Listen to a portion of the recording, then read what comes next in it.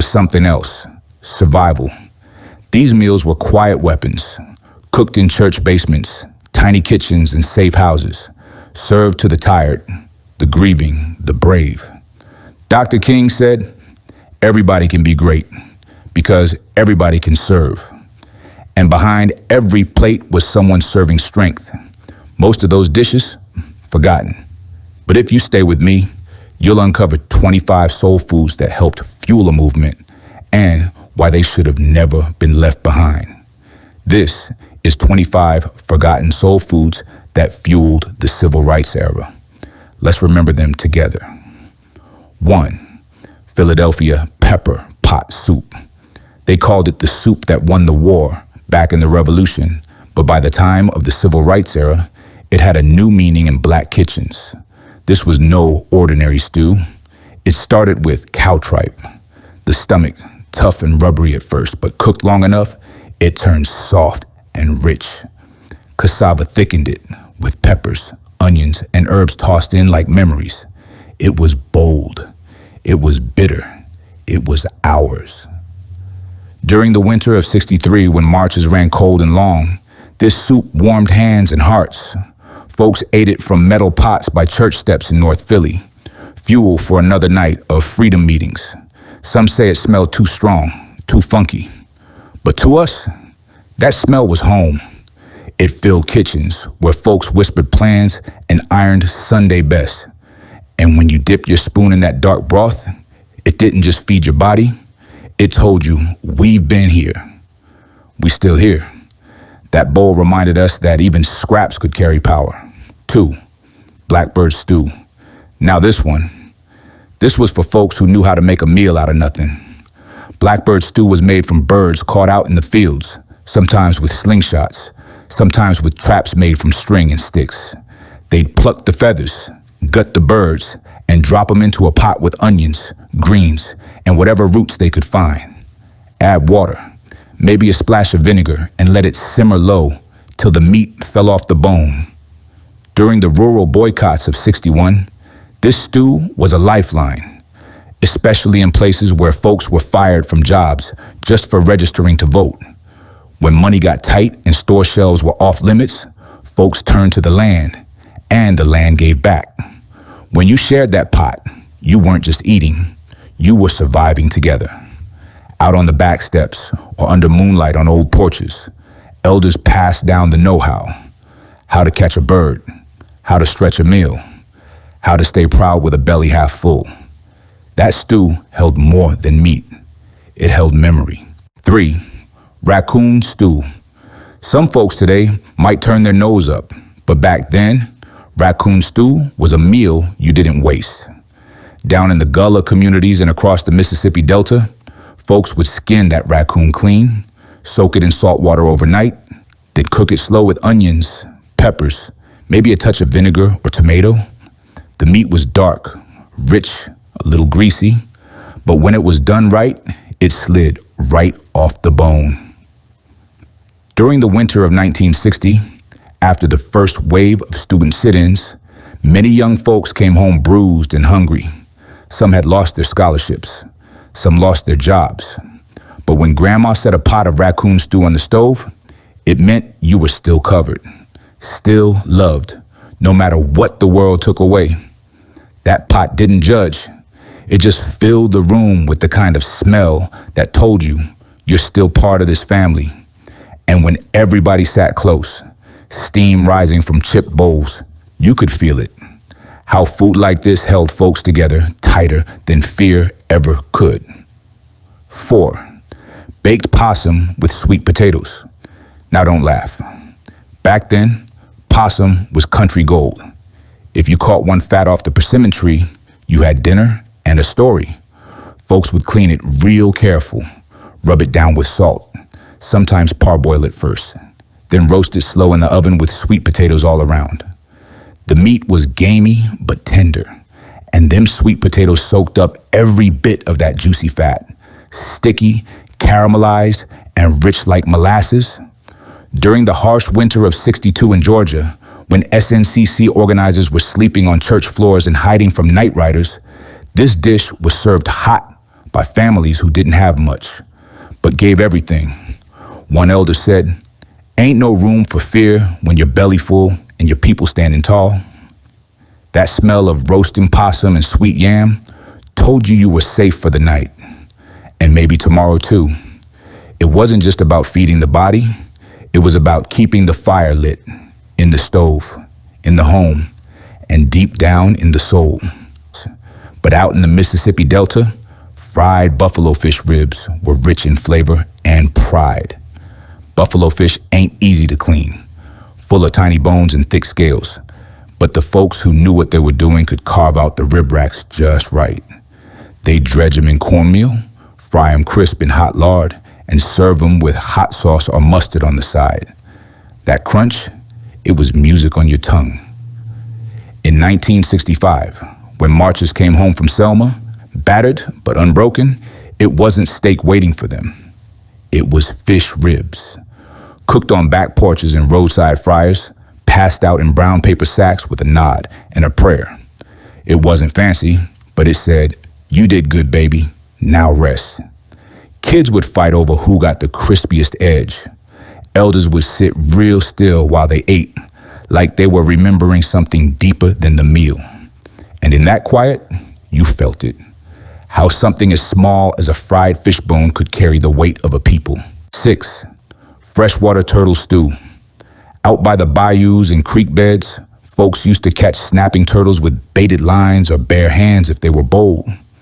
That meat was tough, full of muscle, but when stewed low with onion, garlic, and maybe a pinch of cayenne, it turned tender like beef.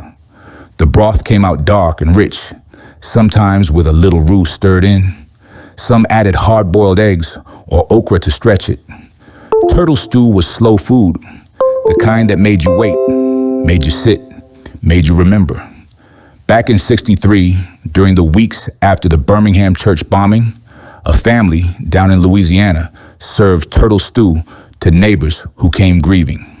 No words, just bowls, passed from hand to hand, steam rising with the weight of sorrow and strength. That stew said what mouths couldn't. And when a young girl asked, "Why we eat turtle?" an elder leaned down and whispered, "'Cause it's hard outside, soft inside, just like us." That pot held more than meat, it held lessons. And in that quiet kitchen, with spoons scraping the bottom, you knew this stew wasn't just survival, it was testimony. 7. Squirrel fricassee, or fried squirrel.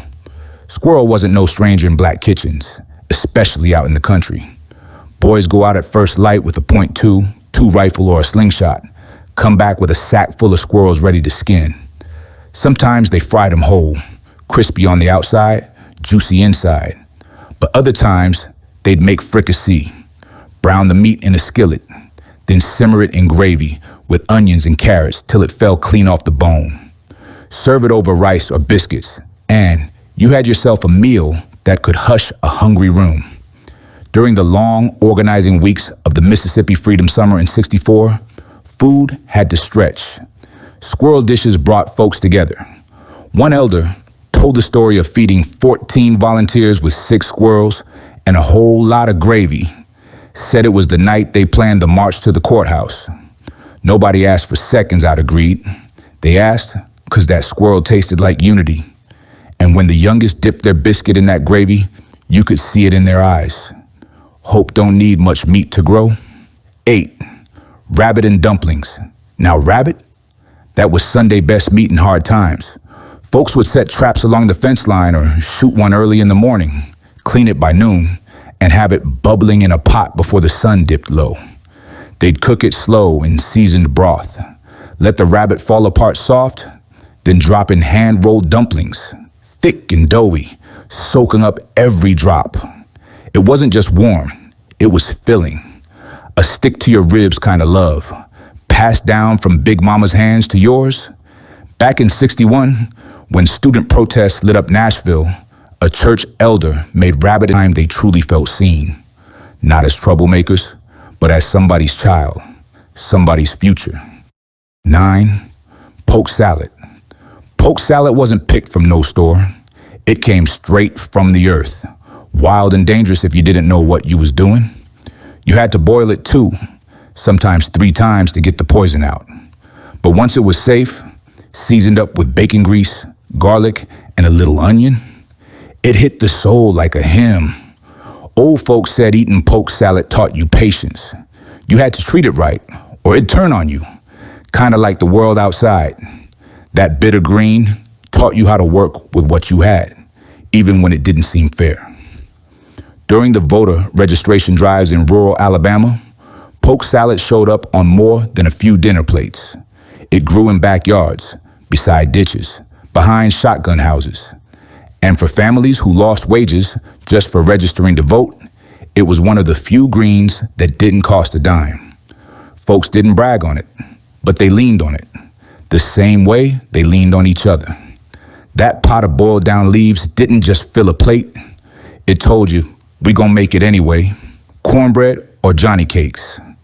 Ain't a soul who grew up in the South that don't remember hot water cornbread. Just cornmeal, salt, and boiling water, mixed till thick, shaped by hand, then fried in a cast iron skillet till golden brown. Crispy outside, soft in the middle. It was the kind of bread that never needed butter to be good. These little cakes hit the table when there wasn't time, or flour for biscuits. They cooked fast and filled you faster. And in homes where marches were being planned and leaflets printed by hand, hot water cornbread kept bellies quiet and spirits high. Back in 1968, after the Memphis sanitation strike and Dr. King's final speech, many households across the South served Johnny cakes in silence. Folks dipped them in beans, sopped up stew, or just ate them plain with a heavy heart. No words, just a taste of something that had always been there, solid, humble, unshaken.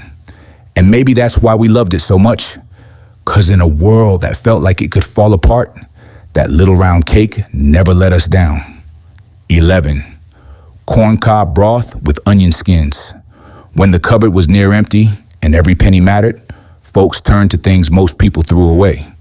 Corn cobs left bare after eating, onion skins too tough to chew, boil them both slow, and you had yourself a broth. Golden, sweet, and full of flavor. This soup base was a quiet trick passed down through generations, especially during the lean years before and during the civil rights struggle. Folks would use it to stretch beans, greens, or whatever scraps they had left, turning waste into warmth.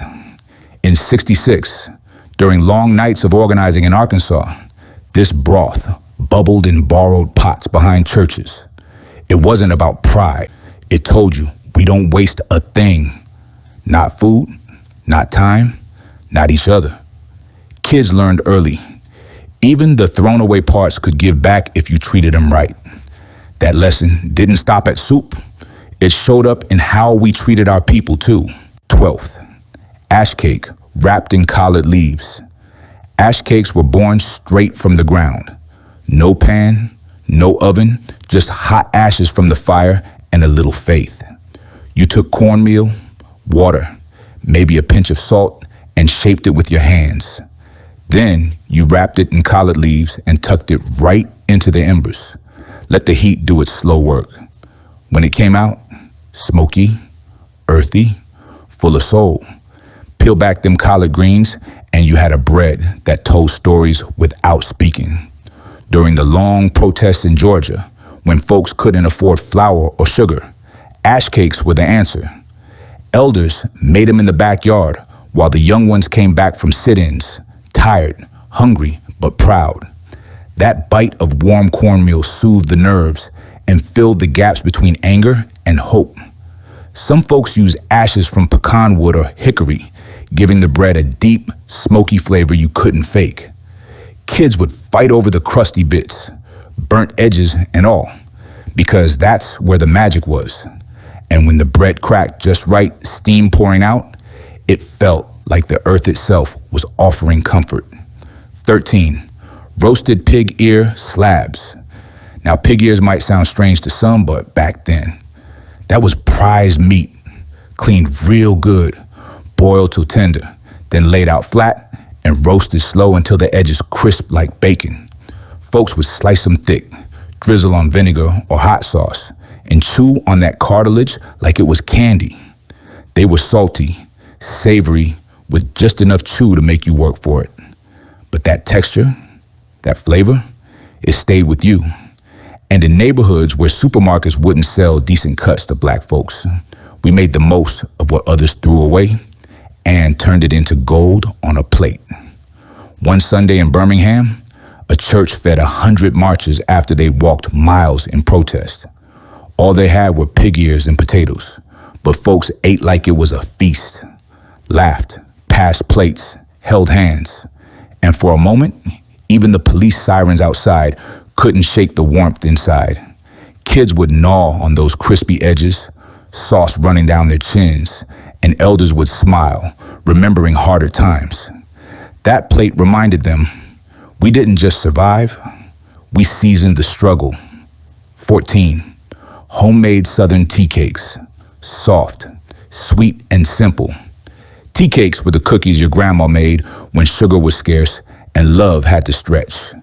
Just flour, butter, a little sugar, and maybe some nutmeg if you had it. Pressed flat by hand, baked golden, and cooled right on the windowsill. These weren't store-bought sweets. They were passed down in stained recipe cards in memory. In Mississippi kitchens during the civil rights years, tea cakes showed up after meetings, in lunch sacks, and on church steps. Mothers would wrap them in wax paper and tuck them into coat pockets, a soft reminder that somebody was waiting for you to come home safe. In 1963, after the Birmingham church bombing that took the lives of 4 little girls, Miss Elsie baked batch after batch of tea cakes. She said, "My hands can't stop the hate, but they can hold the dough." Those cookies became something holy that day, soft, and reminded people of the old ways that kept them strong. One elder called it marching juice, said when the world got heavy, a swig of that sorrow would clear your head and put strength back in your legs. It wasn't sweet like store-bought drinks. It was bold, earthy, and honest. And every time it hit your tongue, it reminded you, the roots we drink from run deep, and they carry everything we've been through, bitter, sweet, and everything in between.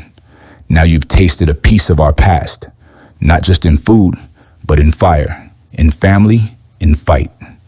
These 25 forgotten soul foods didn't just fill stomachs. They fueled a movement.